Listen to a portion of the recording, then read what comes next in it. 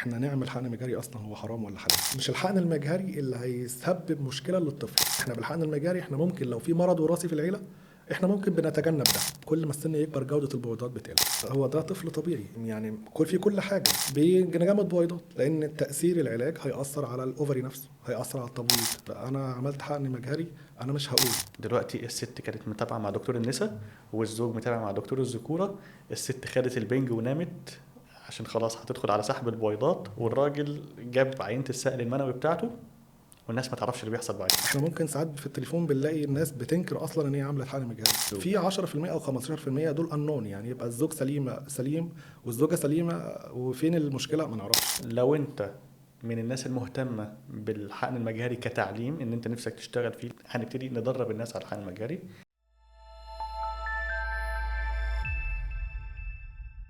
حلقتنا النهارده عن الحقن المجهري، بس اوعدكم الحلقه دي مختلفه عن اي حلقه سمعتوها قبل كده، لان في العاده اللي بيتكلم او اللي بتسمعوه دايما بيبقى دكتور النساء، في حين ان دور دكتور النساء ممكن يعني 50% من عمليه الحقن المجهري، وفي جزء كبير غامض محدش يعرفه اللي بيحصل جوه المعمل. عشان كده الحلقه دي مختلفه، لان هيكون معانا دكتور محمد فاضل، هو امبريولوجيست، دكتور حقن مجهري، دكتور المعمل. وبرضه مش اي دكتور، انتوا متعودين ان انا بجيب لكم حد مميز جدا، فاهلا بيك يا دكتور. اهلا بيك يا دكتور احمد. انا حابب ان انت تعرف الناس بنفسك.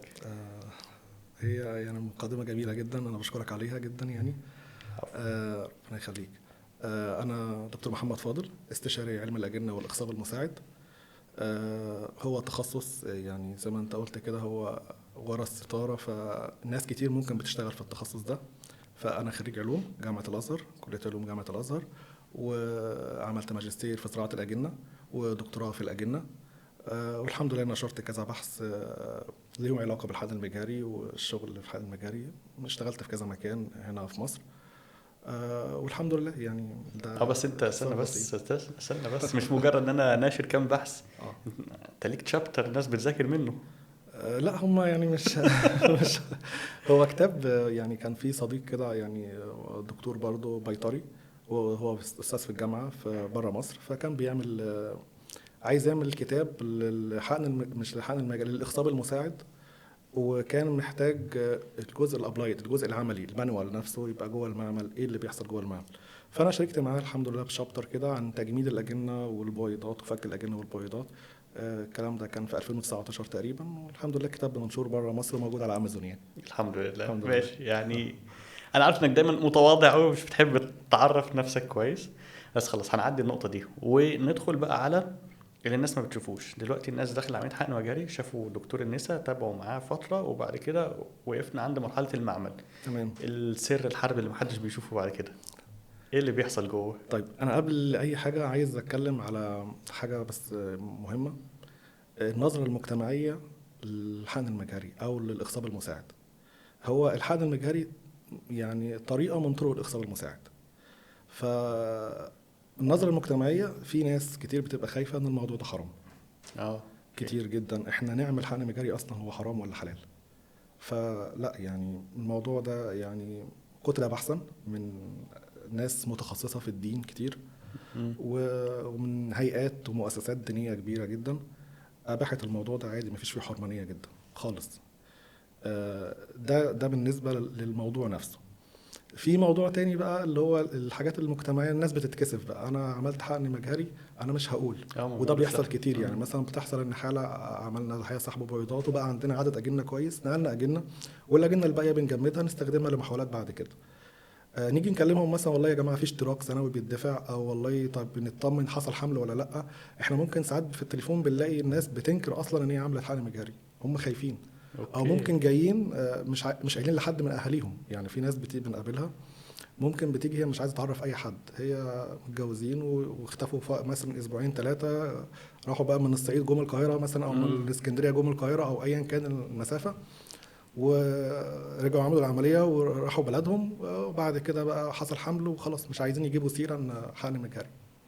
فالناس بتبقى مكسوفه من الموضوع ده، يعني متخيله الموضوع ده حاجه عيب. بس انا هقول لك حاجه بسيطه جدا. انت زمان كان قليل جدا يعني لو اتفرجت على فيلم الحفيد مثلا، ازاي واحده تولد عند دكتور؟ لا، تولد في البيت ولازم بقى في اسبوع وزار وكده، والولاده الطبيعيه.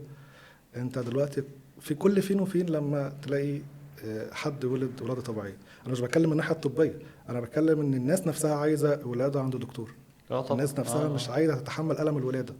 فالموضوع كله الاول بيولد كان عند مرفوض. دكتور خلاص دلوقتي. لا، هي الفكره ان الدكتور هو اللي بيحدد. يعني هو المفروض ان الدكتور يقول والله لا دي ولاده طبيعيه او ولاده قيصريه. اوكي. الناس بتيجي لا انا عايز الولاده السهله، عايز الولاده القيصريه. فمع الوقت ومع المجتمع نفسه بقى الاول بعد ما كان مرفوض الولاده القيصريه من الناس، دلوقتي هي اللي بتطلبها، بيدوروا عليه. فاحنا مع الوقت يعني تكوينة الانسان عموما ان كل فتره الاجيال بتضعف.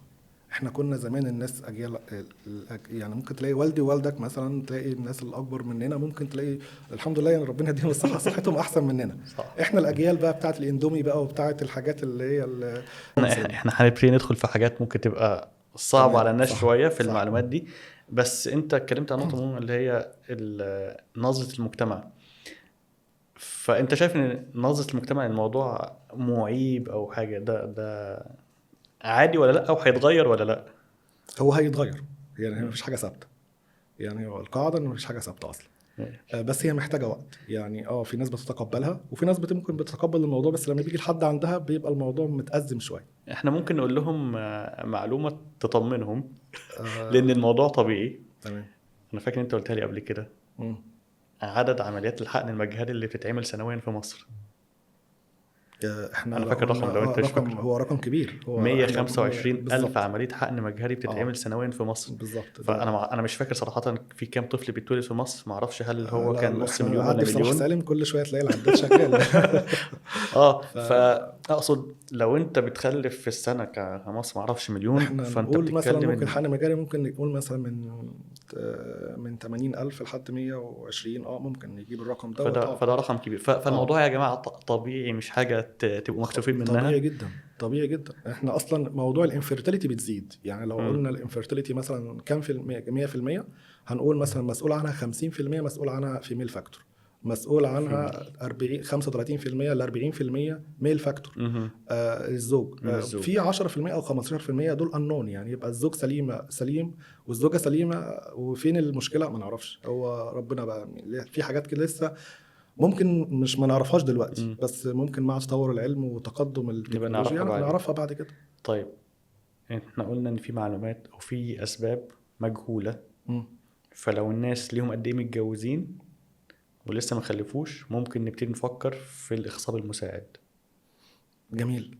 طبعا اي حد بدأ في الموضوع بيبقى في علاقه الاول زوجيه بينهم، ويروح لدكتور النساء او دكتور الذكوره يحصل كشف. يعني انا ما بحددش ايه اللي هنعمل ايه. انا في المعمل عندي بدايه المعمل عندي من اول ما خلاص الدكتور اخذ قرار ان هنعمل حقن مجهري، بنبتدي بعد كده نقعد مع بعض ونشوف الخطه اللي هنمشي عليها عامله ازاي. ده انت مع الدكتور ولا انت مع المرضى؟ انا مع الدكتور. انا مش مع المريض خالص. انا مش بتعامل مع مريض خالص في المعمل. مش بتعامل مع مريض خالص الا باخد منه الاسم وبنقل الاجنه باخد منه الاسم بس.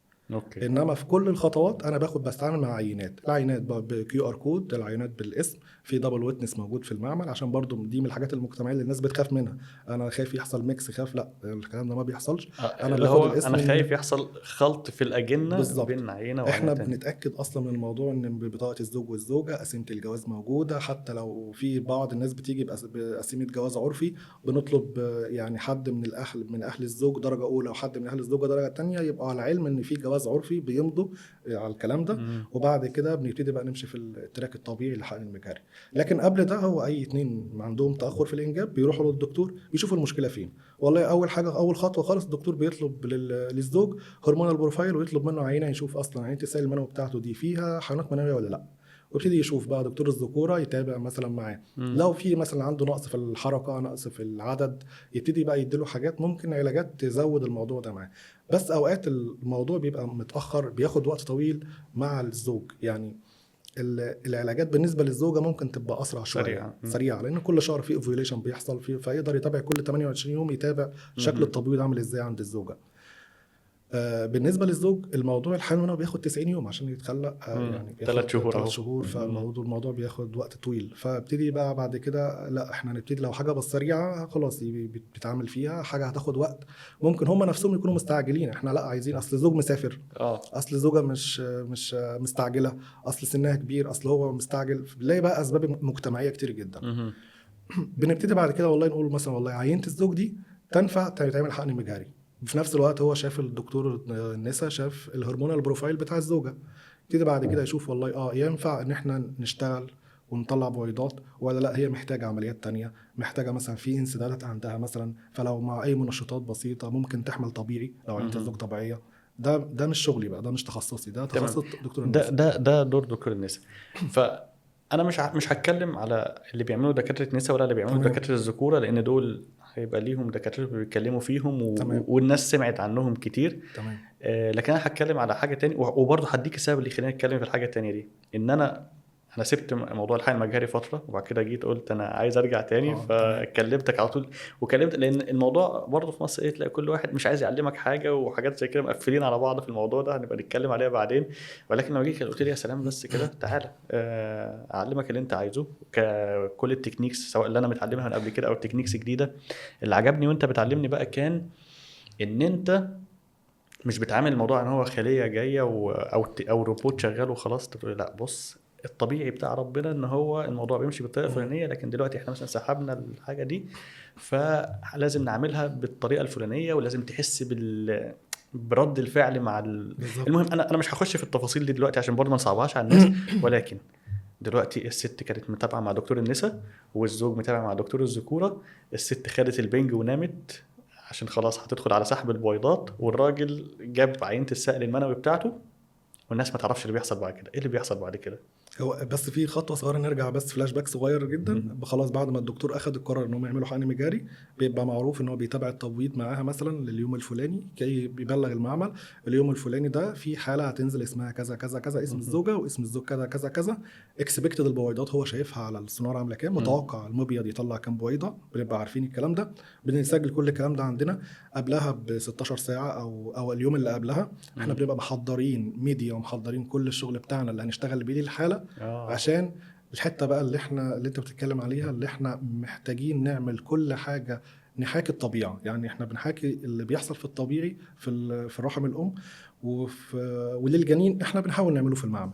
يعني مبدئيا بنقول الهواء اللي موجود في المعمل. الهواء اللي موجود في المعمل لا، في حاجه اسمها بوزيتيف بريشر، وفي حاجه اريشن بيحصل، ان الهواء في المعمل بيتغير كل كام دقيقه، بيتغير بشكل معين وشكل هندسي، اللي هو في الهواء بيطلع من مكان بيتشفط من مكان. الهواء ده متفلتر، الهواء ده في حاطين في فلاتر، سواء بقى كربون او هيبقى فلتر، سواء مثلا برمنجانات، يعني كل على حسب بقى الشركه اللي موجوده. موجود كمان جهاز يشد لو في اي في او سي اللي هو فولاتايل اورجانيك كومباوندز، الحاجات دي اللي هي الحاجات الفري راديكالز، الحاجات اللي بتعمل أكسدة. يعني انت مثلا بتلاقي دلوقتي حاجات كتير بتتباع في الصيدليات اسمها انتي اوكسيدانت، مضادات أكسدة. احنا بنعمل الكلام ده جوه المعمل، احنا بنحاول نخلي ان مفيش حاجه تاكسد الكالتشر ميديا اللي موجود فيها الجنين. فاحنا بنحاكي بالظبط الطبيعه على قد ما نقدر. بنحاول ان احنا معانا من اول اليوم من دي زيرو، من اول ما يبقى فيه بويضه وفي حيوان منوي لحد الدي 6 اللي هو اليوم السادس، اللي ممكن بننقل فيهم او بقى بنجمد الجنين. بعد كده بياخد تراك، يا بنجمد الجنين يا ونستنى محاولة تانية في شهر تاني كده ننقل الجنين، يا اما بننقله فريش ويبقى دخل خلاص للرحم الام. يعني ما نقدرش نقعد في المعمل اكتر من كده بسبب بقى حاجات كتير. بعد كده الجنين بيخرج، بعد كده يحصل له امبلانتيشن، يعني التصاق لبطانه الرحم، بعد كده يبتدي يتكون بقى المشيمه، تتكون يبتدي يتكون الحبل السري، يبتدي بقى الجنين في المراحل الطبيعيه. وده الحاجات اللي يعني ناس كتير بتتكلم عنها بقى اليومين دول، ان هو في حد ما عمل بقى حضانه ان الام ممكن ما تشيلش الجنين في بطنها خالص.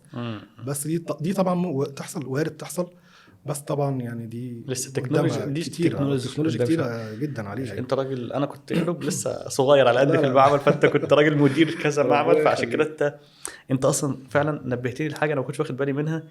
انا كان بالنسبه لي الحالات، انا بدخل اليوم اشوف لستة الحالات نبتدي هنشتغل عليهم. انت بتتكلم بقى لا لا لا، ده احنا كان في اصلا من قبل الليسته دي ما تيجي واحنا بنحضر بقى ميديات على قدهم مم. ففي تحضير. انا كنت مش في واخد بالي خلايا، اصلا. هو المعمل مش مجرد معمل وخلاص ولا مجرد شخص، يعني انا مش لوحدي، امم انا هو في خلايا شغاله، في خلايا بني ادمين، بني ادمين يعني، هي في في خلايا في محل. في فريق بالظبط، من في فريق كبير شغال. امم ممكن التحضير ده واحد بس هو بيعمله، هو امم شغلته في اليوم بيحضر اطباق. هو احسن حد بيتعامل مثلا مع المايكرو بابيت، بيتعامل مع الميديا، هو شخص كويس. عشان كده انت كنت بتقول من شويه ان التعليم ومحدش بيعلم او كده، هي القصه كلها في المان باور، في البرسوناليتي نفسها. انا بختار، مش اي حد داخل عايز يتعلم هيتعلم، امم مش اي حد هيجي مثلا عشان مثلا معرفه او عشان كده لا، لازم يكون عنده تالنت للموضوع. يعني هبسطها لك كده مثلا، لو انت راكب العربيه بتاعتك وماشي وكده، وانت راكب العربيه متعود عليها، لو في صوت مسمار انت عارف، ما انت تعرف مكان المسمار ده فين في العفش. امم انت مش ميكانيكي ولا انت ايوه، بس مهندس انت مش سيارات، متعود على انت العربيه. متعود على العربيه وانت ماشي، لا انا لا الدركسيون ده لا يمين لا شمال، لا في تكه لا في ونه لا في زنه، انت عارف كل بالظبط بقى. واحنا شغالين انت بتشوف الكلام ده في الشخصيات نفسها. في ناس بتركب العربيه وتدور وتمشي، هي خلاص بتحط دي على دي وماشيه، ما لما العربيه تقف منها تروح بقى للميكانيكي. وفي ناس تانية مم. لا والله انا معتمد ان في دوريه، صيانه دوريه بروح اعملها، في بقى عطل ما فيش عطل انا بروح اعمل الصيانه الدوريه. وفي ناس قبل الصيانه الدوريه ما تحصل، ولا هو عارف كل مسمار بيحس بيه. فهي دي بقى السنسيتيفيتي بتاعت كل حد. مم. في ناس تبقى حاسه وفي ناس الموضوع سايبها على الله يعني. طيب عشان انا سالتك على الموضوع ده كده بس انت ما جاوبتنيش، فانا انا هقول حته. احنا دلوقتي المراحل اللي المفروض الحاله بتمر بيها جوه المعمل تمام بتبقى من اول سحب البويضات تمام بالظبط. من الست اللي هي أيوة. وهي بتخدرها. من الزوجه دي الناس ما بتبقاش عارفه هل واخده بنج كلي لا انت هتاخدي بنج كلي وهيتسحب منك البويضات. بالظبط بعد كده البويضات دي ما طلعتش بصوره طبيعيه زي الطلوع الطبيعي اللي هو اللي بالظبط بيحصل كل شهر. فاحنا بننظف البويضات دي، ودي بالظبط محتاجه مهاره عاليه جدا جدا عشان جدا نعرف ننظف البويضات كويس من غير ما نفرقعها. بالظبط. بعد كده هنيجي نبتدي نجهز عينة السائل المنوي بتاعت الزوج اللي هو كانت لنا. بيبقى في نفس التوقيت على فكره، يعني هو بالظبط لو كده الزوجه الاثنين. بتبقى في العمليات يبقى هو قبل ما الزوجه تدخل العمليات، او في نفس التوقيت الزوج جاب عينه دخلت المعمل. في معمل للذكوره وفي معمل بيسموه مثلا معمل حقن المجهري او معمل الاي في اف. بتدخل العينه الاثنين في تيم شغال هنا وفي تيم شغال هنا على في نفس التوقيت. فبعد كده نبتدي بقى بنسيبها تتحضر شويه، معرفش ليه بصراحه بتساب في الحضانه، انا طيب. ما عنديش المعلومه. وبعد كده نبتدي نخصب في التخصيب ده. طيب. ان احنا بناخد بقى، انت ممكن تشرح الحته دي، بننقي حيوان منوي بصوره معينه طيب. عشان نقدر نحقنه جوه البويضه. طيب هو الدكتور ما بيدينيش البويضات، هو بيديني بيسحب، هو داخل بالسونار. المبيض بالظبط عامل زي عنقود العنب، هو داخل بالسونار بالابره والسونار عليها، سحب العنقود العنب دي، سحب واحده واحده، بيسحب في فلويد بيجي في الانبوبه، هو بيديني الفلويد ده. بيديك الفلويد ده السائل اللي طلع في اللي هو الانبوب. الفوليكولار فلويد. الفوليكولار فلويد ده بيبقى جواه البويضات. انا انت بتقعد تدور بقى ندور جوه. بقى في المعمل، ده دي بويضه، لا ده كيمولاس فاضي، لا دي خلايا فاضيه، بنقعد ندور جوه البويضات. وبعد كده بناخد البويضات دي بنحطها لوحدها في ميديا معينه بيبقى فيها، عشان فيها مواد ما فيش فيها منع للتجلط، وفيها مثلا امينو اسيد وفي حاجات تانية احنا بتبقى هي الحاجات جاهزه. بنشتغل ننضف البويضات دي، وبعد كده بنحطها في طبق بقى، طبق بيتري ديش اللي هو الطبق العادي ده، بنحط فيه، بنكون محضرين فيه ميديا اللي هو بنحضره من قبلها بيوم برضو، بنوزع فيه البويضات وبنسيبهم حوالي ساعتين او 3 ساعات. ليه بقى بنسيبهم ساعتين او 3 ساعات؟ لان بالظبط فكره عنقود العنب ده انت لو مسكته مش كل البويضات بتبقى، مش كل حبايات العنب بتبقى نفس الطعم ونفس الحجم ونفس الشكل.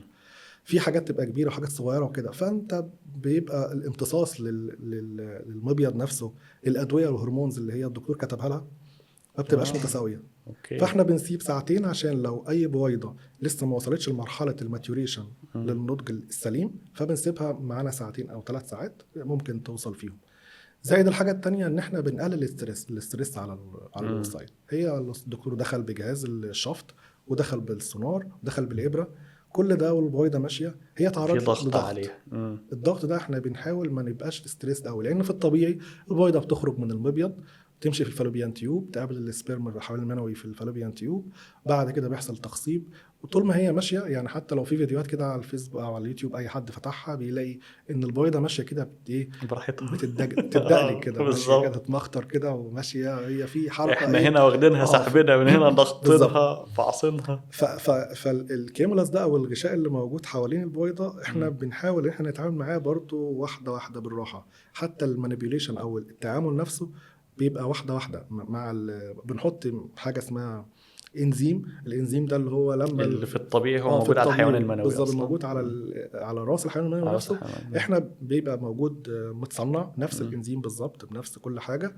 بنعمل حاجه اسمها كيميكال اللي هو كيميائيا جراديشن بنحاول وبعد كده نعمل حاجه اسمها ميكانيكال اللي هو بقى ايه مقاسات معينه، الابر معينه بمقاسات معينه بتركب في جان معينه. الجان دي احنا بنستخدم بيها، دي بقى السنسيتيفيتي اللي هو وانت شغال، لا انا شغال بالراحه، انا حاسس ان الخلايا اللي انا شغال عليها دي هي انا. يعني انا مثلا انا بتكه كده، التكه دي انا حاسس ان التكه دي زي بيضغط بالظبط عليا ايه، انا. انا خدت مطب، انا المطب مش في العربيه، المطب في ظهري. مم. فهي بالظبط كده، انا الحركه دي انا حاسس ان انت حاسس بيها.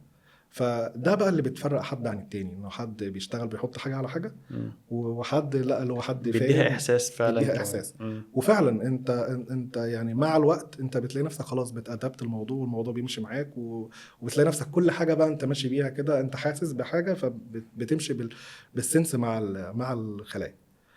لان الخليه دي هي اللي هتبقى بني ادم كمان شويه انا اقول لك احنا. موقف حصل مع صديق ليا يعني، وبقى صديق ليا بعد كده.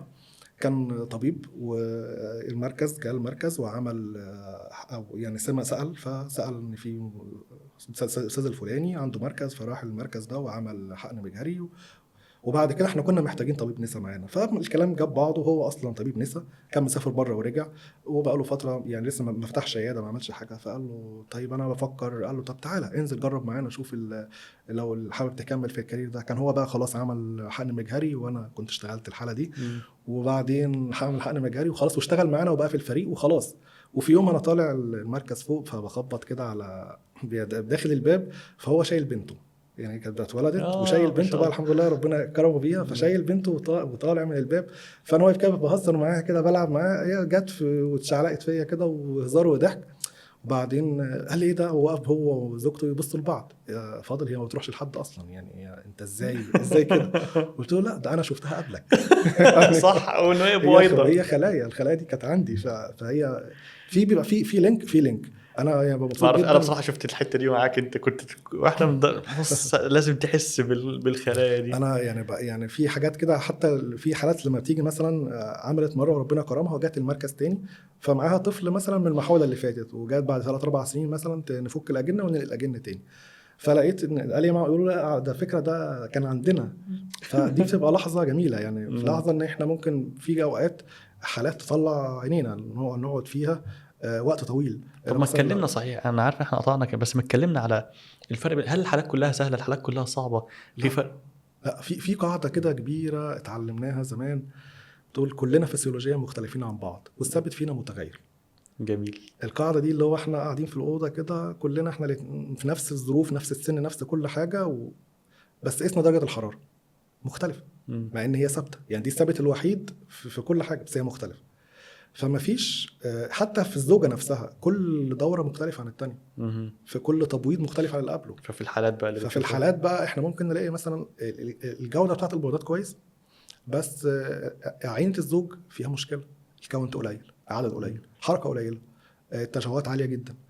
فدي بقى بتخلينا انا عايز اختار الحيوان المنوي السليم، عايز اختار الحيوان المنوي اكثرهم جوده من اللي انا شايفه شكل ظاهري بس. فده بياخد وقت، ممكن ياخد وقت معانا 4 و5 ساعات بس في ما حاله ما واحده. هو انت وضح للناس بقى، لان هم فاكرين ان انت بتختار عادي، ده انت في لا ملايين لا لا في عدد وتشوهات، كتير. وبتقعد تدور وسط الملايين دي كلها طب عشان. نحكي قصه ليه احنا وصلنا للحقن المجهري. هو في اخصاب مساعد، تحت الاخصاب المساعد ده بدايه من اول 1944 تقريبا، وده بداوا كان اول محاولات ان هم ياخدوا البويضه والحيوان المنوي يخصبوهم بره الجسم. مهم.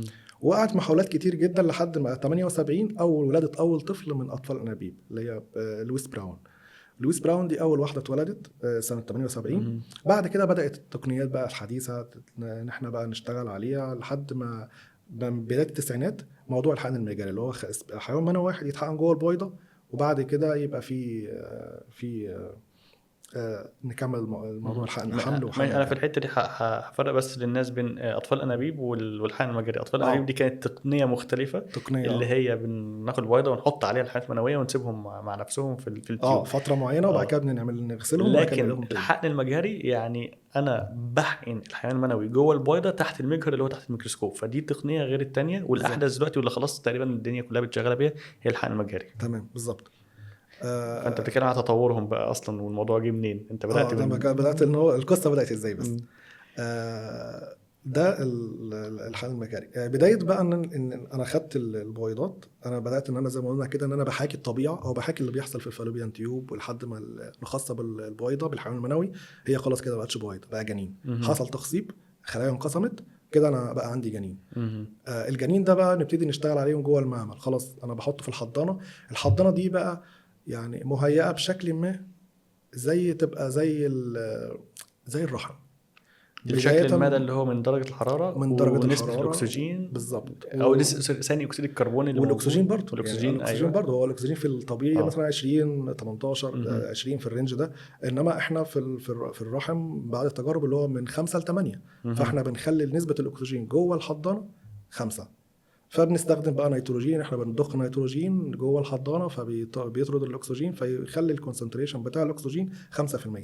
فاحنا بنحاكي الطبيعه. زائد الميديا نفسها بقى اللي احنا بنحضرها، الميديا دي بيبقى فيها بقى كل الامينو اسيد اللي الجسم محتاجها، او في حاجات فيها اسينشال بقى وحاجات نون اسينشال والحاجات دي. فطبعا مش عايزين ندخل في حاجات معقده. بس احنا بنحاول نحاكي كل ده. والغير بقى السي او 2، هو احنا بحط السي او 2 عشان اظبط البي اتش، عشان اخلي البي اتش بتاعي الجنين بتاع الجنين نفسه يبقى زي الرحم بالظبط، عشان كل ما كانت الحاجه في حاجه اسمها الاوبتيمم بي اتش. الاوبتيمم بي اتش ده اللي هي بيوصل عندها بالظبط الشكل المثالي او الوضع المثالي للبي اتش اللي بيوصل عندها ان الجنين بيتعامل اكستشينج او النيوتريشن والميتابوليزم بتاعه بيحصل في اعلى مستوى ليه. فلازم اوصل للمرحله دي عشان في الاخر احصل على جنين زي رحم الام او بظروف مشابهه ليه. الفتره دي من دي 0 لحد دي 6 انا ده اقصى وقت. بعد كده لا، مش انت بتتكلم على عدد الايام من يوم يا ست انت ما سحبنا منك البويضات لحد ما هنقول لك تعالي تاني عشان ننقل لك الاجنه. دي المراحل اللي احنا مرينا بيها جوه المعمل بالظبط. فانت بتقول الاقصى حاجه هتيجي على اليوم السادس، ممكن تيجي على اليوم الثالث، على الرابع، على الخامس. الصح ان احنا بننقل الجنين اليوم الخامس، الا في ظروف معينه. احنا مثلا ممكن يبقى في سفر للزوج، سفر للزوجه، في ظروف ما بتبقى كتير، او مثلا الاجنه بتاعتهم مثلا عملنا كذا محاوله الاجنه بتاعتهم مش بتوصل لليوم الخامس، لان عشان اقول الجنين ده اليوم الخامس لازم يكون لي شكل معين. الشكل ده انا معتاد عليه ان هو يظهر، وطبعا هو يعني دي حاجه مرجعيه مش اختياري انا يعني. ان هو لازم في طريقه انت بتقيم بيها، في مواصفات معينه لشكل الجنين لحجمه. طب على فكره اللي انت بتقوله ده فكرني بسؤال مهم او دايما عن هو الطفل الطبيعي في فرق بينه وبين طفل اطفال الحقن المجهري؟ يعني هما الاثنين زي بعض صحيا جسديا، ولا هما ده طفل كويس وده طفل مش قد كده؟ هو ده لا، هو ده طفل طبيعي يعني في كل حاجه. يعني مش الحقن المجهري اللي هيسبب مشكله للطفل. هو لو مقدر ليه ان هو يبقى عنده مشكله، تبقى لو من حمل طبيعي هيبقى عنده مشكله. يعني مش الحقن المجهري مش بيعمل تشوهات، اقصد يعني مش هو سبب في ظهور مثلا تشوه معين او شكل معين، لا خالص. بل احنا بالعكس، احنا بالحقن المجهري احنا ممكن لو في مرض وراثي في العيله احنا ممكن بنتجنب ده، اللي هو بعد بقى ما نيجي نوصل لليوم الخامس، نيجي في اليوم الخامس نقول والله احنا عندنا مثلا 10 اجنه، ال10 اجنه دول الزوج والزوجه دول عندهم طفل قبل كده عنده مشكله مثلا، او مثلا هم خايفين انه يحصل مثلا يبقى عنده مشكله زي مثلا مرض وراثي معين، مثلا زي مثلا حاجات زي داون، زي كلامفيلتر، زي الحاجات مثلا انيميا البحر الابيض المتوسط. يعني الحاجات اللي هي منتشره دي. بص اللي انت قلته ده ممتاز. انا بس هختصر للناس تاني كده سريعا. الطفل اللي مولود طبيعي ما يفرقش اي حاجه عن الطفل اللي مولود عن طريق عمليه الحقن المجهري، بل قد يكون عمليه الحقن المجهري علاج لحاجه بتعانوا من. انتوا بتخلفوا طبيعي، انتوا في الطبيعه تعرفوا تخلفوا، بس بيبقى في مرض وراثي معين بيجي في العيله دي، فممكن الدكاتره ينصحوكوا روح اعمل حقن مجهري عشان نعرف نجيب الطفل اللي هو ما فيهوش الامراض دي. هنا بنتدخل دكتور بقى تاني خالص قبل اي حاجه. هم خايفين وقلقانين من حاجه معينه، في دكتور وراثه بامراض وراثيه يقعدوا معاه، يقعد بقى يسمع الهيستوري بتاع الزوج، يسمع الهيستوري بتاع الزوجه، يسمع العيله، شجره العيله نفسهم، ويقعد بعد كده يقول لهم لا والله احنا ممكن بقى نبتدي نشتغل ونعمل حقن مجاري ونحدد نوع الجين اللي عايزين ندور عليه عشان نشوف ننقل جنين سليم او جنين، او نشوف المرض ده موجود ولا لا. يعني في طفرات ممكن بتحصل، وممكن يبقى متوقع ظهورها بس بعد قعدتهم مع دكتور الوراثه. يعني برضو في الاخر برضو انا بشتغل بمشي على التراك اللي الطبيب بيحطه. هنشتغل ازاي؟ عينة الزوج مثلا فيها مشكلة، طب هنشتغل مع المشكلة دي ازاي؟ يعني مثلا في عينة ممكن زوج يجيب عينة حاجة اسمها، مش بيجيب الحيوانات المنوية في السائل المنوي، بقى عنده مشكلة حاجه اسمها ارتجاع او ريتروجريد ايجاكوليشن. الارتجاع ده ان هو مش العينه بتاعته فاضيه ايا كان السبب ايه، فهم الحياه المنويه موجوده في الخصيه. في الخصيه لا، ما ممكن حاجه تانية، ممكن الطبيب نفسه بقى هنا يقول لا والله العينه ممكن تكون موجوده بس في انسداد في مكان معين، فالحيوانات المنويه بتنزل في اليورين في البول. فنبتدي نتعامل مع الزوج ده بقى، بنتعامل معاه لوحده ان هو يجيب، يعني بنديله بقى حاجات ان هي زي فوار كده، ان هو برضه الدكتور بيكتبه له، ويشرب شاي كتير وقهوه كتير، كل شويه يدخل يعمل حمام، وكل عينه يجيبها من اليورين نقيس البي اتش بتاعتها لحد ما تبقى الكلاين. لان في الطبيعي ان اليورين اسيدك، فيبقى حد ما يبقى الكلاين. اول ما يبقى الكلاين واحنا بنقيسه في المعمل خلاص نقول له ادخل هات عينه. ادخل هات عينه. بعد كده مش هستعمل دول، انا بقول له هات عينه عشان بعد العينه دي السائل، بعد العينه دي الحيوانات المنويه محبوسه، فهيتنزل في عينه اليورين اللي بعدها. فما تنزل الحيوانات المنويه في عينه يورين الكلاين فنقدر نلحقهم، لا نلاقيهم بقى عايشين. أيوة ما تاثروش، ناخدهم نشتغلهم في المعمل. فدي طرق كتير بقى لازم نكون احنا عارفين الخلفيه بتاعت العيان عامل ازاي. او هو مش عيان، هو الزوج نفسه، ان هو برضو مش هنقول مريض ومريضه، برضو الحته دي احنا بنتلخبط فيها كتير. مش شرط مريض، هو مش مرض يعني، هو سليم وكل حاجه، يعني هو رايح الموضوع ده باختياره، فهي مش مرض اللي هو اجبار عليه يعني. فبناخد العينه بنشتغل عليها، وبعد كده نكمل موضوع الحقن المجاري عادي. ممكن واحد بقى ما فيش عنده حيوانات منويه، عينه في الثانيه في الثالثه خلاص ما فيش، الهرمونال بروفايل بتاعه ملخبط، فيبتدي بعد كده دكتور الذكوره يحدد له يوم يدخل عمليات، نعمل تفتيش كده بالميكروسكوب ان هو ياخد تيشو من التستس نفسها، من التبيولز نفسها، مكان الخصيه، ونبص على الانابيب، ونشتغل عليها في المعمل برضو، نعمل لها زي مانسينج كده ان احنا نطلع نفرقهم من بعض، ونطلع نشوف الخلايا نفسها عامله ازاي، ونفرق بقى لو هو عنده بقى سبرماتيد، سبرماتوسايت، سبرماتوجونيا، نشوف بقى دي اشكال خلايا للحيوان في مراحل بدايه التكوين بتاعه. ما احنا خدنا نسيج من الخصيه، فالنسيج الخصيه ده بقى اللي بنشوف فيه لحد ما نلاقي حيوان منوي مكتمل. ممكن بنجمد بقى العينه دي، نجمع كذا واحد، نجمد العينه، وبعد كده الزوجه بتتحضر، تاخد الهرمونز بتاعتها وتاخد كل حاجه لحد ما تدخل يوم العمليه.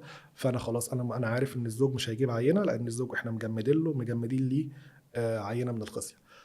طبعا بيبقى بعد الفتره دي بنقول بعد 3 شهور او 4 شهور، بحيث ان احنا لو احنا فكينا العينه من الخصيه دي لقينا طلعت الزوجه طلعت عدد بيض كتير، فمحتاج ان انا عدد اكتر، فيبقى الزوج يقدر ان هو مثلا بعد شهرين بعد 3 يقدر الدكتور الذكوره يفتحه تاني وناخد منه عينه من الخصيه تاني، ونكمل عشان نكمل حقن البويضات، ونكمل بقى في التراك بتاعنا الطبيعي ان هو نقشر البويضات، وبعد كده نحطها في الحضانه شويه ساعات، يعني هو الاول بنسيبها ساعتين بعد السحب، وبعد كده بنقشرها. بعد كده ممكن بعد كده نبتدي بقى الحقن المجاري. الحقن المجاري بقى زي ما انت قلت كده ان احنا حقن حيوان منوي واحد جوه البويضه. طيب بعد كده ايه اللي بيحصل؟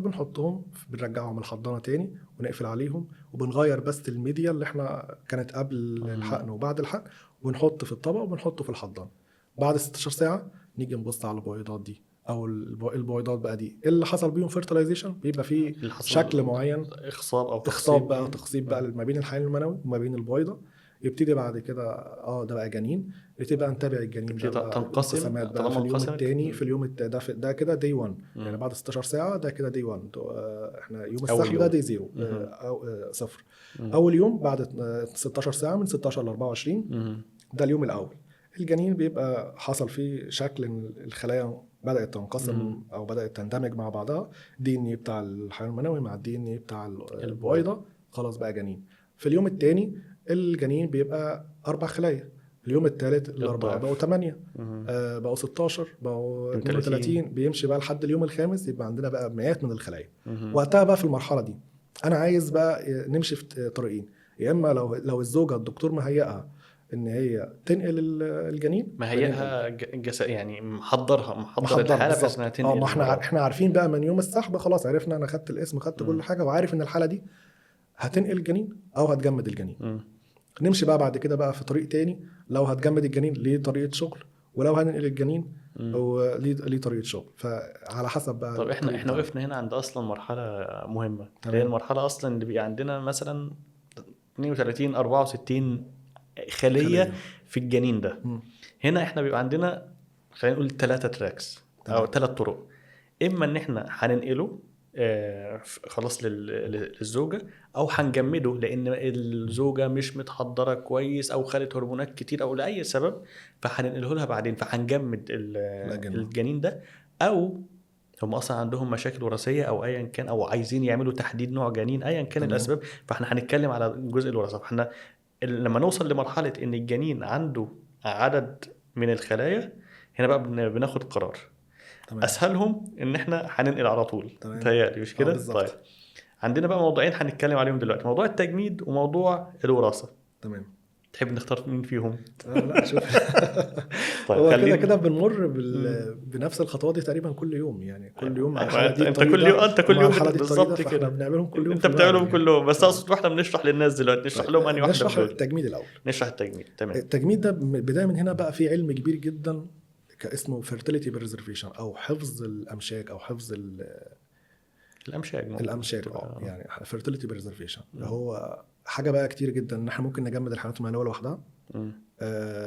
وليكن مثلا واحد هيعمل دوالي مثلا، فقبل ما يعمل الدوالي ممكن لا قدر الله في العمليه يحصل اي مشكله، فيبقى مجمد عينه. معلش انا هوقفك ثانيه. احنا كده بنتكلم على التجميد عموما غير الوقفه اللي احنا وقفناها في اليوم الخامس. احنا بنتكلم على انواع التجميد. انواع التجميد بقى هو الفيرتيليزي بريزرفيشن ده شامل كل حاجه بقى. انا بس عشان الناس تبقى متابعه معانا فما يتوهوش، فاحنا هنتكلم بقى عن التجميد عموما. لا تمام، لا كويس، ما انا عارف. فاحنا هنتكلم عن التجميد عموما. فانت اتكلمت على اصلا تجميد الحيوان المنوي اصلا للزوج. بالظبط. كمل بقى، معلش انا وقفتك. لا تجميد الحيوان المنوي للزوج ممكن نجمده، نستخدمه مثلا هو مسافر مثلا والزوجه هتعمل حقن مجهري، فبنظبط اوراقهم، بنمضي الاقرارات وكل حاجه وكده، هو بموافقته بكل حاجه، هو ساب العينه وسافر. ويوم العمليه احنا متابعين ومش محتاجين الزوج. خلاص انا محتاج الزوجه، وبنفك العينه وهو ماضي اقرارات وعامل توكيلات وكل حاجه قانونيا صح وخلاص. يعني فاحنا اتكلمنا كده على تجميد الحيوان المنوي. او في حاجه تانية، حاجه مهمه جدا، ان انا ممكن الزوج نفسه من التوتر يوم العمليه هات عينه ما بيجيبش عينه. ايوه. فبنلاقي ان بنلاقي حاجات كتير، يا اما بندخل الزوج عمليات وناخد منه عينه من الخصيه لانه مش عارف يجيب العينه، فناخد منه عينه من الخصيه، او نستخدم لو هو مجمد قبل كده نستخدم المجمد. فالروتين الصح ان احنا برضو بنقيم الزوج ونجمد له عينه عشان يوم العمليه مش ضامنين ايه اللي يحصل. اول حاجه الحل الثاني وقتها مجمد البويضات، لما هو بقى يجيب عينه نفك البويضات ونعمل ونحقن ونكمل موضوع الحقن المجاري عادي. فمن ضمن الطرق برضو تجميد البويضات، يعني ده متاح وده متاح. وبعد كده بقى تجميد الاجنه. تجميد الاجنه اللي هو احنا عندنا عدد خلاص، عندنا وليكن 10 اجنه تكونوا في الاخر. ال10 اجنه دول هتنقل بقى في نفس المحاوله، هتنقل اقصى حاجه جنينين، هننقل الجنينين. ال8 الباقيين انا ممكن لو هم الكواليتي بتاعتهم كويسه هنجمدهم، تستخدموا محاولات تانية بعد كده بقى، مثلا بعد 10 سنين 5 سنين بعد ايا كان العدد. ماشي، عشان دي سؤال دايما على الناس، هو التجميد بتاعكم ده قد ايه؟ فعلا هو زي الثلاجه مثلا عندنا اخر الحاجه شهر وتبوظ ولا؟ التجميد بتاعنا ممكن يقعد لحد 20 25 سنه ما فيش مشاكل. الناس فعلا الناس التجميد لو صح والفك صح خلاص ما تخافش على الخلايا. لو اتعمل بطريقه مظبوطه، لو اتعمل بطريقه صح، بطريقه بشكل صحيح علمي صحيح خلاص. هي الفكره كلها في ايه؟ ان انا بعمل ديهايدريشن، بشيل ميه موجوده من الخلايا وبحط مكانها مواد تانية تحفظ ان لما بحط الجنين ده تحت درجه حراره 196 تحت الصفر، ان هو انا هبسطها لك خالص كده. انت لو جبت كيس ميه ومليته ميه وحطيته شكله كده مش منتظم وحطيته في الفريزر وسبته شويه، بعد شويه هتلاقي الكيس ده ايه، عمل اشكال هرميه موجوده كده. لو طلعته بره الثلاجه هو بالشكل كده مش طبيعي، شكل مش منتظم. لو طلعته بره، لا، اول ما الكيس يسيل كده الكيس من عليه وجاء على شكل من الحاجات التلج دي، الكيس هيتفتح يتخرم. ده كده خلاص، كده يعتبر دي خليه خلاص ماتت خلاص، او ده حصل لها ديجنريشن خلاص. فالفكره ايه؟ ان انا مش عايز الاشكال المحدبه دي تظهر. انا عايز احط المواد دي تبقى واخده راوند شيب، اللي هو لما تبقى مدورة. حاجه مدوره جه عليها بقى حاجه وهي بقى متجمده وهي مفكوكه على الشكل المدور ده. ده اللي بيحافظ على شكل الاجنه ده، وده اللي بيحافظ على ان الخلايا تفضل عايشه. فانا بطلع الميه عشان ما تعملش الاشكال اللي هي الكريستالز دي او الشكل الشارب ده، وبدخل كرايوبروتكتنتس، حاجه زي الجليسرين زي الجليسرول. طبعا بيبقى اختيار النوع الميديا اللي انا بجمد بيها اصلا. انا ببقى لازم اكون عارف هي بتتكون من ايه، والموليكولار ويت بتاعه المكونات نفسها عامله ازاي. فدي حاجه من اللي هي ايه، انت في الاخر انت جوه المعمل انت زي المايسترو. ممكن يكون عندك فرقه كبيره جدا واقفه قدامك على المسرح وتطلع منها مقطوعه موسيقيه تعجب الناس كلها، تعزف هنا، تشاور لده، تعمل لده. انت بتمايستر الموضوع كله. وفي اوقات تانية يبقى عندك فرقه وعندك كل الامكانيات، نجوم العالم بس بالظبط بس ما تقدرش تعمل ده. فهي دي بقى المانيبيوليشن بقى، ان انت بتحط كل واحد في مكان وبتخلي الموضوع فيه تناغم. فموضوع ان انا اطلع الميه او اطلع اي خلايا تعمل عندي كريستال او اي فلويد يعمل كريستال وادخل حاجه تانية تقلل او تمنع ان حدوث كريستالات، فانا كده بحافظ على اللي اسمها سرفايفل ريت، ان هي الخلايا معدل النجاح، معدل النجاح لعمليه التجميد والفك نفسها. العمليه دي لو حصلت بشكل صحيح ممكن تفك الجنين وتجمده 10 مرات، فك وجمد تفك الجنين هو نفسه وتجمده كذا مره. بتحصل مثلا في امراض وراثيه معينه انا مش هقدر اعملها في مصر، بتسافر بره. بناخد الخلايا والجنين عندي في اليوم الخامس انا ما ينفعش يقعد، فلازم اجمده. بنبعتها معمل الوراثه ممكن يكون في فرنسا، في دبي، في اي بلد تانية. وبعد كده بنستنى لما النتيجه تيجي. فانا النتيجه جت والحاله متحضره وكل حاجه تمام ومفيش اي مشاكل، وجت الزوجه يوم النقل الاجنه حصل اي حاجه، بوليب مثلا ظهر، القسطره ما دخلتش، حصل اي حاجه، جمد الجنين تاني. جمد الجنين تاني. لو التجميد عندك مش في مشكله في مشكله يبقى كده مش هنعرف. دي عمليه حرجه فعلا، دي من الحاجات التكنيكيه. هي ممكن يحصل طوارئ انت لاي سبب، يعني انا بقول لك ده مثال مثلا بيتكرر وبيحصل. في حاجات تانية ممكن مثلا يعني ما تبقى خارجه عن ارادتنا، يبقى مثلا جاي في الطريق وحصل مثلا تاخير او لا قدر الله حصل حاجه، وده بيحصل. يقول لك ده عندي ظروف او عندي حاله وفاه او مش عارف ايه، او جت لقينا بطانه الرحم مش احسن حاجه. فالطبيب بعد ما شاف بطانه الرحم قال لا انا مش هنقل، انا هجمد الجنين تاني. فكده ممكن نرجع نجمد الجنين مره تانية. دي انت فعلا انت بتتكلم دلوقتي على حاجه هي حرجه جدا ومحتاجه مهاره عاليه جدا بالذات الحته دي. ودي الحاجات اللي الواحد ساعات بيخاف يودي ناس لاي معمل وخلاص، لا انت تروح معمل الناس اللي فيه شطار قوي، لان هنا في مهاره. هي الشغلانه دي فيها كذا عامل بيتحكموا فيها. المعمل وامكانياته، تجهيز المكان، والمانيبيوليشن نفسه، الناس اللي شغاله الكواليتي بتاعتهم عامله ازاي، مواصفاتهم عامله ازاي، الحاجات دي. وعايز اقول لك ان المصريين عموما شاطرين جدا في ده. مش بقول ده عشان انا في المجال، لا بس بالعكس. انت شوف اي مهنه فيها حرفيه وفيها ايد، لا انت هتلاقي المصريين الحمد لله شاطرين جدا في الموضوع ده. زي السوريين مثلا، زي في بلاد معينه كده معروف ان الناس بتحب المهارات اليدويه، الحرف اليدويه، وهي تعتبر في الاخر حرفه. هي في الاخر ايه؟ ان انا في المعمل لازم يبقى فيه نوليدج، ولازم يبقى فيه اتيتيود، ولازم يبقى فيه حرفه. الثلاثه مع بعض دول اللي بيخلوا امبريولوجيست شاطر. لازم الثلاث حاجات دول، فمنها الحرفه. مصر من اكتر المراكز في العالم ان منها ناس بتسافر بره. يعني مفيش دوله في العالم هنشوف ناس هتلاقي واحد مصري، مفيش مركز في بره هتلاقي لا واحد مصري واحد عربي. لا شاطرين جدا في الحته دي. فاحنا المصريين معروفين الحمد لله شاطرين بدي في الحته دي. بل كمان في حاجات تانية جوه المعمل غير الشغل، غير الشغل مثلا زي تصنيع مثلا الميديات نفسها او حاجات كده. لا يعني في ناس شاطره جدا في الموضوع ده في مصر. صح. في ناس في مصر هنا الحمد لله، يعني ممكن رايهم العلمي في موضوع ما بيغير مسار المنظومه في العالم كله. ده واحد في المعمل، على مستوى المعمل ده حقيقي.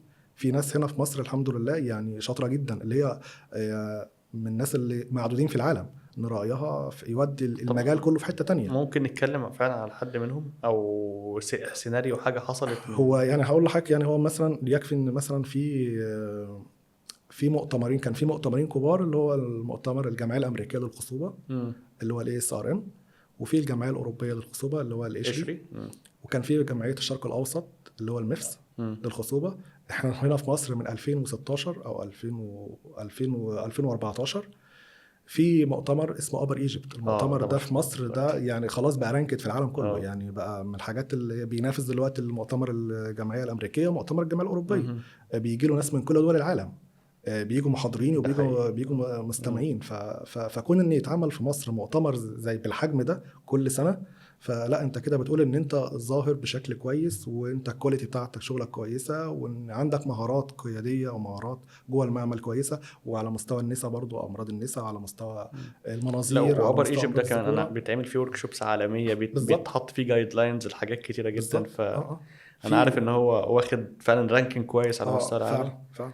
بس انا برضو انت ما رضيتش تقول اسم حد، وانا فاكر ان انت مره عملت حاجه انا مش فاكر كنت انت ولا انت قلت لي حد يعني، عملت حاجه في معمل والشركه صلحتها بعد الملاحظات اللي انت اديتها لهم. لا ده كان حد، يبقى كان حد تاني، يبقى انت اللي حكيت لي عليه. لا في حد مصري يعني، الحمد لله يعني كان عامل اضافات في الكالتشر ميديا نفسها.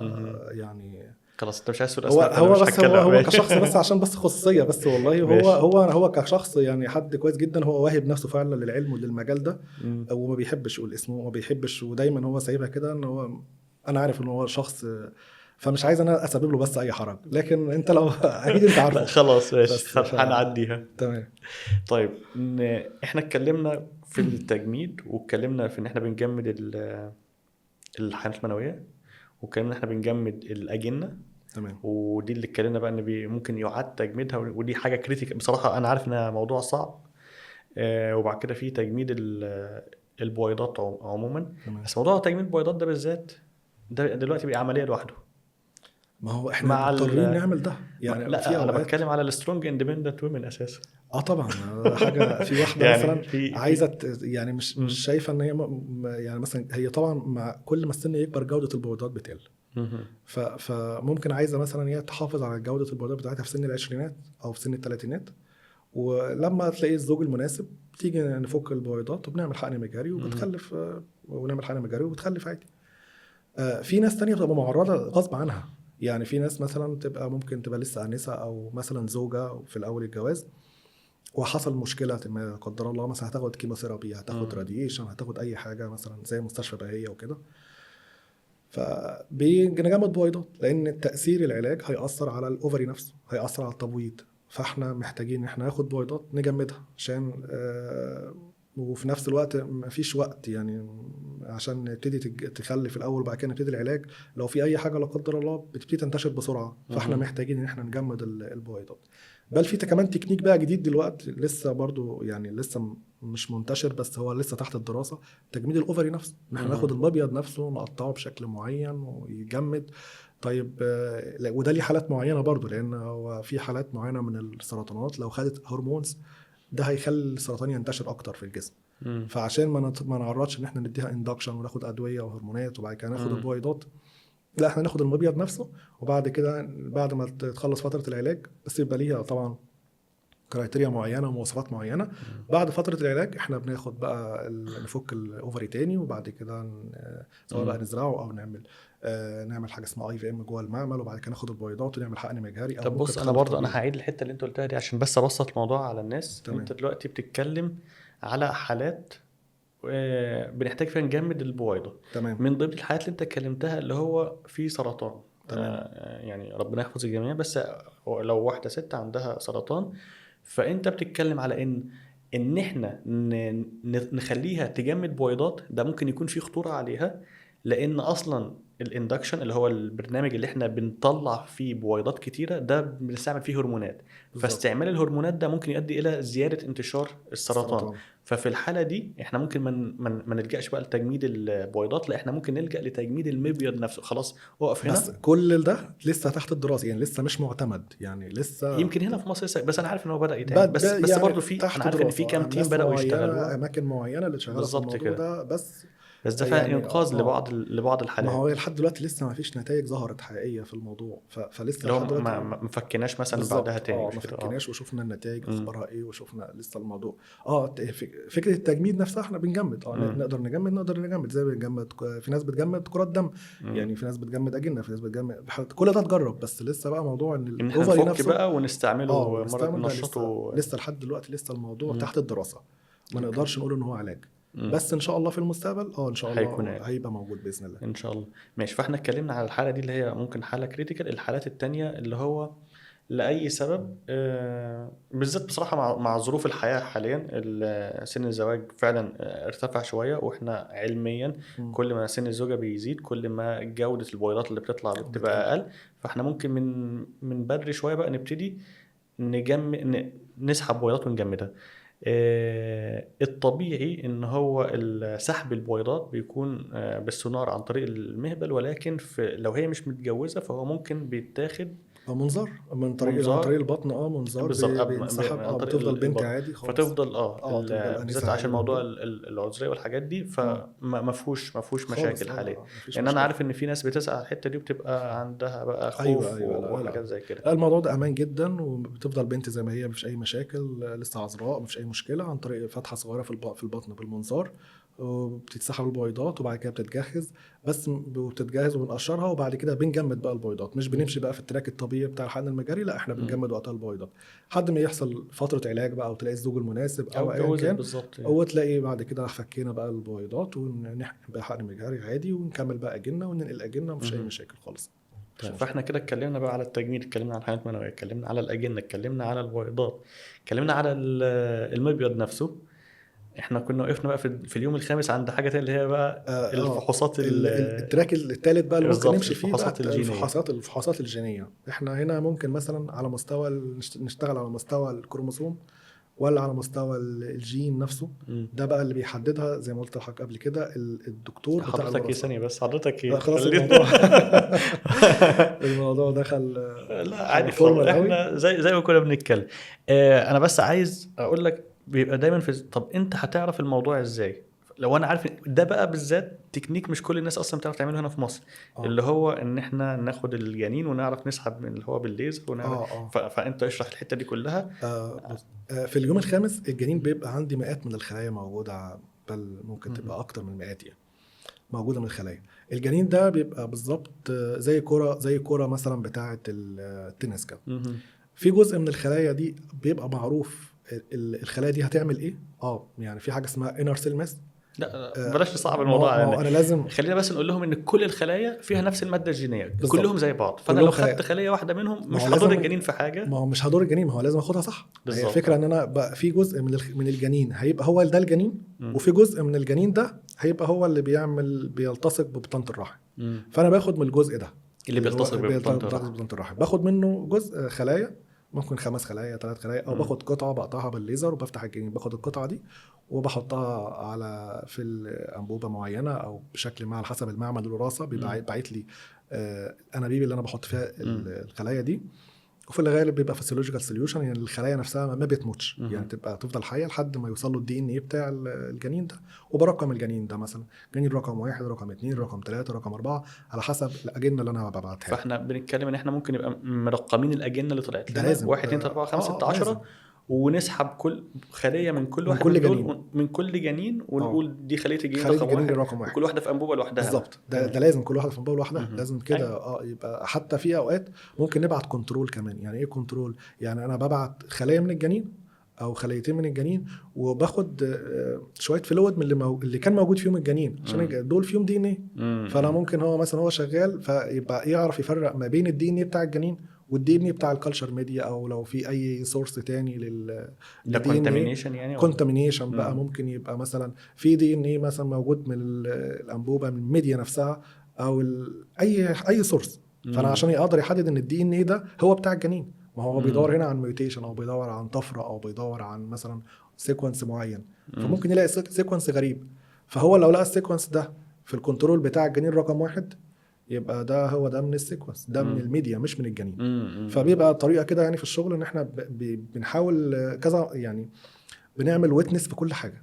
ان في مثلا واحد واقف جنب اللي بيشتغل، انا كده في جنين رقم واحد، لانه بيبص على الميكروسكوب اوقات ما بيبقاش شايف الرقم. اوقات الرقم بيبقى تحت الميكروسكوب. أيوة. مع الهاي صعب ماجنيفيكيشن بيبقى صعب ان هو يشوفه.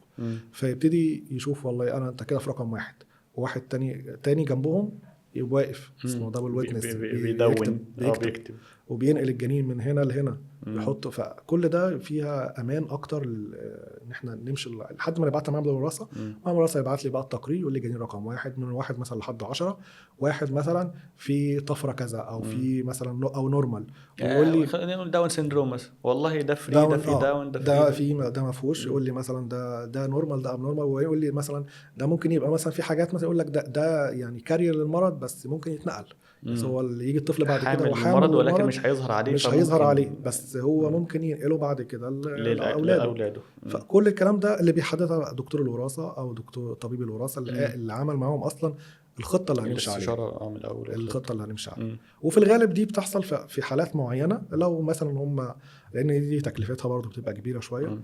فبتحصل اللي هو حصل عندهم طفل فيه مشكله قبل كده، فيجي يبقى خايف على الطفل اللي بعد كده، فنبتدي بعد كده ناخد احتياطاتنا.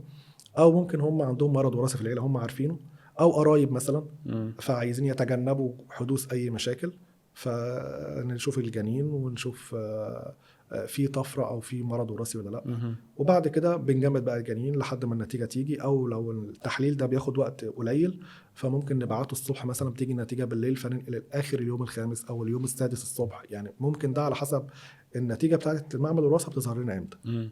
خلاص قال الجنين رقم واحد مثلا و3 كويسين، ننقل 1 و3، والباقي خلاص احنا مش بننقل اي جنين مش سليم مش بننقله. طيب انت قلت اي جنين مش سليم مش بننقله، فممكن تكلمنا على الطريقه اللي بنقيم، يعني عشان بس الحته بتاعت الناس اللي خايفه، هو اصلا عمليات الحقن المجهري بتزود احتماليه تشوه الجنين ولا دي اجنه برضو طبيعيه؟ فممكن تتكلم على حته ان احنا بنقيم ونتاكد ان الجنين ده سليم. احنا بنقيم الجنين ظاهريا، انا جوه المعمل الحقن المجهري انا بنقيم الجنين بس بالشكل الخلايا والتوصيف الخلايا. فانا مثلا انا عندي مثلا في اليوم الخامس المفروض شكل الجنين يبقى حجم معين، في اكسبانشن، في بروجريس حصل انا شايفه في اليوم التخصيب مثلا كان شكل معين، فانا جيت في اليوم الخامس شفت الشكل ده شكله عمل ازاي، اتغير ولا لا، وصل للخلايا اللي هي تبقى المفروض الجنين عليها في اليوم الخامس مظبوطه ولا لا. بعد ما خدت منه مثلا عينه وبعتها معمل الوراثه، لازم برضو اتاكد، يعني بعد كل خطوه لازم اتاكد ان في بروجريس حصل. البروجريس ده بيبقى شكله ايه بالنسبه لي ظاهري، انما انا ما اقدرش اقول الجنين ده مش هيكمل او الجنين ده فيه مشوه الا عن طريق الخلايا. عايز اقول بقى الجنين مشوه يبقى لازم اشوف تقرير معمل الوراثه. تقرير معمل الوراثه والله قال لي الجنين ده مثلا فيه كذا وفيه كذا وفيه كذا وفيه كذا وفيه كذا، ممكن يعمل لي كل الكروموسومات الموجوده، ممكن يعمل لي طفره معينه، ممكن يعمل لي اي جين انا شاكك فيه هو يعمل لي عليه تيست. فده انا كأن انا اشوفه ظاهريا كده انا بحكم عليه بشكل الخلايا فقط، وده بيكون كافي ان احنا نديهم ترتيب من واحد او من A B C درجات درجه اولى مثلا. يعني مثلا شكل الخلايا، يعني مثلا بقول الاكسبانشن بتاعه بيعمل ازاي، شكل الجنين بيبقى واخد معايا بيفرد معايا شكله عامل ازاي، شكل الخلايا عامله ازاي، الانر سيل ماس بقى اللي هو شكل الكتله الجنينيه نفسها عامله ازاي، الخلايا اللي مسؤوله على الالتصاق دي شكلها عامل ازاي، كل حاجه من دي بديها درجه. وفي الاخر بقول مثلا والله الجنين ده مثلا درجته كذا، فدرجه اولى، درجه تانية، درجه ثالثه، يعني بيبقى ليها. وتحت الدرجه دي في تصنيف كتير يعني. وده طبعا الناس بتعرفه، يعني مثلا الزوج والزوجه بيقعدوا معانا او بيقعدوا مع الطبيب وممكن مكتوب لهم بقى عندكم عدد اجنه كذا بالظبط. وفي ناس برضو بتبقى محتاجه تسمع الكلام ده من المعمل، يعني في ناس برضو تيجي هي يعني ممكن يبقى يعني عارفه ان في خطوات كتير بتتم غير اللي طبيب النساء في العياده قالها، فعايزه تسمع الكلام ده من اللي جوه المعمل، لو عايزه تطمن اكتر. طب طمنا على الاجنه، احنا خلاص احنا على فكره النقطه اللي انت بتقولها دي حقيقيه فعلا. انا بالنسبه لي الحالات اللي دايما ببعتها للمعامل بيقعدوا كلمنا المعمل يعرف بس الموضوع من جوه عامل ازاي، فافضل اللي هو ده بيطمنوا على ابنهم يوم بيوم، اللي هو من داي 0 داي 1 دلوقتي وصلنا للتقييم كذا. هو بالظبط زي ما انت مثلا انت عندك ابنك او طفل وديته الحضانه، فانت بتبقى قلقان عليه، عايز تطمن عليه، تشوف الكاميرات، تشوفه تروح تسال عليه طب هو عامل ايه. هي بالظبط كده، هي يعني فطره. فبل كمان في تقنيات جديده دلوقتي موجوده، الحضانات اللي هي ممكن يبقى بتتفرج ابلكيشن على بقى. الموبايل تديك شكل انقسامات الجنين وانت على الموبايل بتشوفها. أي.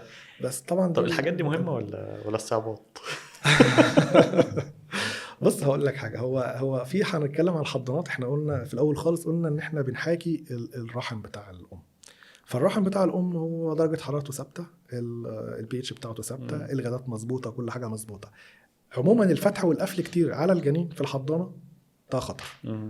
انا بفتح الجنين بشوف بس ان يكون في ابنورمال فيرتيلايزيشن او تخصيب غير طبيعي حصل، فانا بستبعد الاجنه دي في الاول خالص وبخليها في جنب. وبعد كده مش بفتح الا يوم النقل. انا مثلا هنقل بكره، فانا ممكن افتح قبلها بيوم بتاكد ان الجنين ده مكمل عشان الحاله هتيجي وهتقعد، ولا الجنين مش مكمل. بس في بقى انواع حضانات كتير. في حاجه اسمها بوكس، حضانه بوكس، في حضانه اسمها بنش، في حضانه اسمها بقى الحاجات بقى الكبيره اللي هي في بالكاميرات بقى. ما اعتقد مش هندخل الناس في تفاصيلهم دي، بس انا عايز ارجع بقى لنقطه هي كانت مهمه واحنا بنتكلم على الفحوصات الوراثيه. لان نفس التكنيك اللي كنا بنتكلم عليه هو اللي بيستعمل في تحديد نوع الجنين بالظبط. ايه رايك في الموضوع ده؟ حلال يعني انا عارف لان هو ديبيت او في جدال كبير فيه، فانا عايز اسمع منك على النقطه بتاعه تحديد نوع الجنين في عمليه الحقن المجهري. طيب هي ما هنقول بقى ان نرجع للنظره المجتمعيه تاني. اوكي. الجزء ده في حاجات وراثيه متعلقه بالنوع الجنين. في امراض وراثيه فعلا متعلقه بنوع الجنين. لو نقلنا الحاله دي ينفع ننقل معاها ولاد، الحاله دي ينفع ننقل معاها بنات. تمام. فده كل الناس اجازت الموضوع ده ان هو لازم بنجيب جنين سليم فبنبيح ده. وفي مؤسسات برضو وعلماء كبار برضو اجازوا الموضوع لو حد عايز يبقى عنده يخلف ولد. يعني ودي فطره. يعني هنا هي في الغالب الناس تقول المصريين هم اللي بيحبوا الولاد بس، لا على فكره ناس كتير في العالم في بلاد كتير جدا بتحب الولاد بس وعايزين ولاد بس. فممكن يعني في آراء كتير في الموضوع، بس أنا شايف الرأي بالنسبة لنا الرأي المعتدل شوية اللي هو والله هو خلف قبل كده ولا ما خلفش، يعني عندهم طفل أصلا ولا لا. طب هو ما عندوش خالص، ما عندوش أطفال، فما عندوش أطفال يبقى يعمل حقن مجهري وخلاص. يعني عارف ان هو ما يتأمرش يعني. أنت ربنا الموضوع عندك في مشكلة فاللي يجي لك الحمد لله أنت ما فيش قبل كده. طيب لو هو مثلا عنده طفل قبل كده او عنده بنتين قبل كده وعايز ولد، دي بقى نرجع بقى لحته اللي هو ايه الناس اللي بحثت عشان الشكل المجتمعي اللي هو يبقى فيه بالانس في المجتمع نفسه، ان هو يبقى هو ده الشخصيه دي لو ما خلفتش ولد هي ومره واثنين وثلاثه واربعه. في ناس بتيجي عايزه تعمل حقن مجهري وممكن عندها 10 بنات، ده حقيقي. شفت ناس كده فعلا 10 بنات ويجي يقول انا لا لازم ولد، ويجي لما نعمل برضو تحديد نوع جنين نلاقيهم كلهم بنات. هو لو ربنا رايد هي مش هتهرب منها. بالظبط هي دي. فاحنا نقول خلاص يعني الحد ما عندوش ولاد ما عندوش بنات قبل كده وعايز يعمل حقن مجهري، لا نقول له لا خلينا في الطبيعي. مع انه هو في ناس اجازت ده ومباح. عايز بقى عنده بنت عنده بنتين وعايز ولد، فده بقى احنا ممكن نتعاطف مع حد زي كده ونعمل حقن مجهري. وفي ناس او في بلاد ممكن بتقول لا ما ينفعش نعمل تحديد نوع جنين، فبنروح للناحيه التانية. والله انا هكشف بقى على الجنين كله واعمل بقى اشوف كل الكروموسومات بقى واعمل تقنيه جديده عشان اشوف السليم مش من اللي مش سليم، من ضمنهم الاكس والواي. بتبقى لفه تانية كده بس يعني يعني في ناس معاهم فلوس بس زياده وعايزين يبعزوها، لان هو الموضوع اسهل من كده بكتير. يعني هو الموضوع يعني في مصر بسبب الخبره والمهارات بتاعه المعامل بصراحه الموضوع تكلفته يعني تبقى في المعقول بالنسبه لو بنتكلم على المستوى العالمي يعني. انما بره مصر الموضوع مكلف جدا.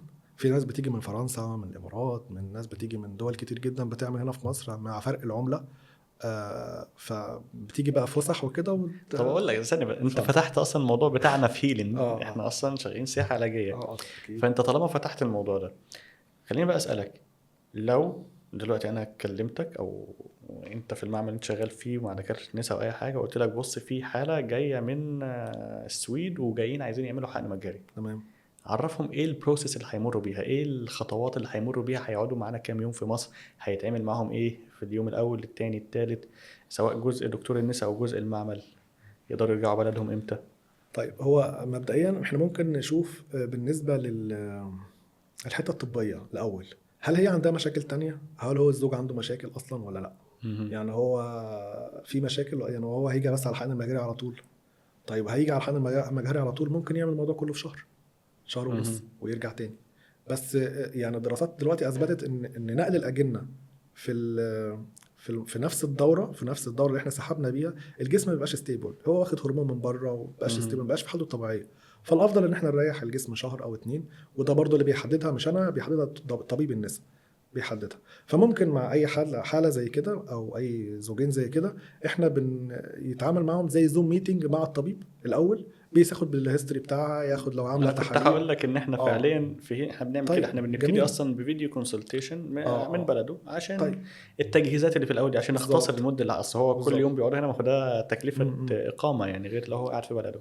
طيب فاحنا بنعمل كده، وبنقدر نختصر الحته اللي هي قدام دي اللي فيها التجهيزات م- كلها، م. بما فيها التحاليل ممكن تعمل في بلد. والله عايز يجي يعملها هنا عشان ارخص ينورنا يعني، لو هو ليه عموما لو جه هنا عملها وقعد 3 شهور هنا في مصر، ارخص له منه. وارخص من انه يعملها في بلده عموما يعني. هو ده فمش حقيقي. ارخص عشان في جوده مختلفه، لا لا بالعكس، احنا هنا في مصر يعني في معامل هنا في مصر متاسسه ومراكز كبيره يعني، او معظمها زي بره بالظبط. مهم. وزي ما قلت لك من شويه، المؤتمر اللي بيتعمل هنا في مصر بيطلع منه ابحاث وبيطلع منه محاضرات ممتازه، يعني بتغير فعلا حاجات كتير. احنا لما نيجي نقول ان احنا في 125 الف عمليه بتتعمل في السنه، تمام. فده يخليك تتخيل حجم الخبرات اللي موجوده. يعني انا فاكر كان حد زميلي في المعمل كان طلع المؤتمر اللي هو القشري بتاع الاتحاد اه الاوروبي، فالراجل بيتكلموا على الفيريفيكيشن، على تجميد الاجنه. الاجنبي فيتريفيكيشن اه. بس بيقول له انت بتعمل قد ايه؟ هو فاكر نفسه بيشتغل كتير يعني، كان م- الماني. فقال له يعني تقريبا 15. م- فالراجل قال له ياه، ده انا 15 دول لو عملتهم بيتقطع نفس الشهر كله. م.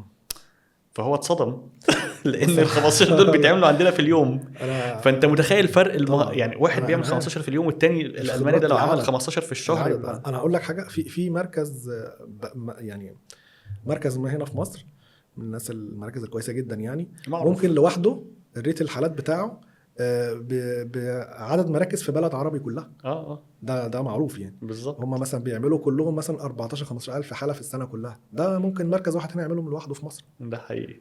فلا احنا عندنا حجم يعني خبرات انا كبيره اعرف فعلا جدا. مراكز بتاعت اه الحاجات دي، ايوه. فده اللي بيدي انا المهاره نفسي بتاعت قبل اللي كده بيدي. كنت بعمل انترفيو مع حد فبيتكلم معايا، فكان في تفاوض على السالري يعني، فبتقول لي احنا مركز كبير وبنعمل كذا وبنعمل 50 حاله في الشهر، 50 حاله في الشهر اه، وبنعملهم معاك التيم وبنتكلم بمتفاوض. فانا قلت لها يا فندم 50 حاله دول احنا بنعملهم في 3 4 ايام. بالظبط كده. انا فاكر في يوم اه عدى علينا عملنا 46 حاله في اه يوم، ده اه طبعا كان ده رقم اه قياسي بصراحه، بس طبعا يعني. لا لا لا، في ناس كتير يعني. على فكره هو بسبب ان احنا شطار في الموضوع ده، شاطرين في الموضوع ده، في بلد مثلا كل اللي فيها مصريين، ايوه. كل اللي فيها اه شغالين مصريين. وفي كتير جدا من المراكز هنا يعني معظم الليسته في اليوم جايين من عرب، دوله معينه. جايين من بلاد معينه، ايوه هم جايين مش هنا مصري يعني مش اه. مصريين. فده ان احنا شاطرين، بالرغم ان في بلاد تانية اقرب ليهم، ممكن تبقى بلاد اوروبيه كمان اقرب ليهم، بس هم مم. جايين هنا عشان معروف عن المصريين. عموما في اي حرفه يعني، في اي حرفه انت هتلاقي دايما المصري لا هو ايده كويسه. مم. فطبعا عندنا اساتذه كبار في الطب، سواء في كل التخصصات يعني، مش في الحقن المجاري بس، في كل التخصصات تلاقيهم مميزين جدا بره مصر. طيب هل في حالات معينه انت تفتكرها كانت مميزه من الحاجات اللي انت ما تنساهاش، ممكن تحكي لنا عليها؟ طبعا في حالات كتير جدا، طب ما بس تقول لنا اتنين تلاتة منهم. في يعني مميزه يعني في اقصد ايه؟ ما هي دي النقطه، هي مره انت فاكرها في دماغك لان طيب هي انا مره. في حاله مميزه جدا، ومش عارف ينفع اقول اول اسم حتى ولا لا بلاش يعني. اسماء لو بلاش تمام. الحاله دي كانت حد في جاي المركز وهي قريبته، فطبعا عارف اللي هو جايه بس جت سنها كبير، وطلعت 3 بويضات تقريبا، وكان عينة الزوج ما كانتش كويسه، مم. والاجنه اللي اتكونت بعد كده شكلها ما كانش احسن حاجه. يعني اللي هو ايه، احنا ما بين اللي هو لا احنا ما ننقلش الاجنه دي ليه يا جماعه؟ لا اصل ما طب دخل هو، طب بص هو يعني اصل مش هينفع، ودي جايه قريبتي وكده، فاحنا نحط لها الاجنه يعني وخلاص. بس هي لازم تعرف يعني، حكينا لها ان هي دي مم. اجنه درجه ثالثه. الاجنه درجه ثالثه دي عشان انقساماتها متاخره شويه، الخلايا مش سليمه بالشكل سليم، مش بالشكل الكامل، في خلايا حصل فيها فراجمنتيشن ومتكسره، شرحنا كل ده. احنا في الطبيعي كنا نقول ايه، لا انت مش هينفع ننقل النهارده، نستنى لبكره، لو حصل فيها انقسامات اكتر عن اللي احنا شفناه امبارح يبقى ننقلها وخلاص. فهي جايه من سفر، وعشان قريبها موجود معانا في المركز قال خلاص هي ونصيبها بقى ونحطهم وخلاص، واحنا نعرفها كل حاجه وكده كده خلاص هي مسلمه امرها لله وخلاص. ونتفاجئ ان بعد كده الحاله دي حملت الاجنه، احنا ما كناش متخيلين الاجنه دي تكمل اصلا. احنا كنا عايزين ما ننقلهاش، فلا لقينا الاجنه دي كملت وبقت معاها بنت ما شاء الله، جت بعدها ما شاء الله بنت جميله جدا، وجايب واحده قريبتها التاني تعمل عمليه. ما شاء الله. فدي حاله ما عمري ما انساها يعني، حتى شكل البنت انا فاكره لحد دلوقتي. طب كويس. بص هو احنا للاسف وقتنا خلص، مع ان بجد انا كنت مبسوط في كل اللي احنا بنحكيه وما حسيتش اصلا بالوقت اللي عدى. ويعني لو حد استحملنا لحد هنا او كان مبسوط باللي احنا بنقوله، فعندنا مفاجأتين ممكن نقولهم في الاخر. اول مفاجأة، لو انت من الناس المهتمة بالحقن المجهري كتعليم، ان انت نفسك تشتغل فيه، لان هو زي ما احنا مصر بقت بتصدر امبريولوجيست او اخصائيين حقن مجهري فعلا لدول كتيرة جدا. بس ممكن تلاقي فيه صعوبات شوية في انك تتعلم التكنيكس دي كلها. فهحاسب لكم رقم تليفون او ويب سايت تقدروا انكم تخشوا عليه تطلبوا انكم تتدربوا، وهنبتدي ندرب الناس على الحقن المجهري. دي نقطة. النقطة التانية، لو انت بقى سيبك بقى، انت عايز تخلف طبيعي ليك فترة ما عديت السنتين جواز او اكتر وما فيش خلفة، هنقدر نقدم لكم استشارات مجانية عن حالتكم اللي ممكن تعملوه اللي هتمروا بيه، وبرضه كل الكلام ده عن طريق نفس الويب سايت اللي هيبقى موجود دلوقتي كهدية للناس اللي استحملونا شوية دول، صح؟ انا مبسوط جدا بوجودي معاك يعني، انت يعني بجد والله شكرا ليك وشكرا لكل المعلومات دي، شرف ليا. وشكرا واقول لك لوقتك. انا مفاجاه برضو او حاجه تانية برضو بالنسبه لموضوع التدريب وكده، احنا هنا في مصر في جمعيه اسمها الجمعيه المصريه لعلم الاجنه والاخصاب المساعد. الجمعيه دي فعلا عملت كذا ورك شوب قبل كده في موضوع التعليم، كل الخطوات بما فيهم ان احنا ناخد خليه ونبعتها معمل وراثه على مستوى المعمل. الجمعيه مجهزه بمعمل كويس جدا، فنقدر نساعد في حاجه زي كده. لو في اي تدريب في اي حاجه نقدر نساعد ان شاء الله. بالظبط، هي المفاجاه اللي كنت بكلمكم عليها، وحاسب لكم رقم تليفون وويب سايت بحيث ان احنا اي حد عايز يتدرب فعلا ونطلع كوادر اشطر كمان من اللي موجودين ان شاء الله نساعد الناس اكتر. شكرا جدا لوقتك. شكرا يا احمد، اتشرفت بيك. شرف ليا، ربنا يخليك. شكرا.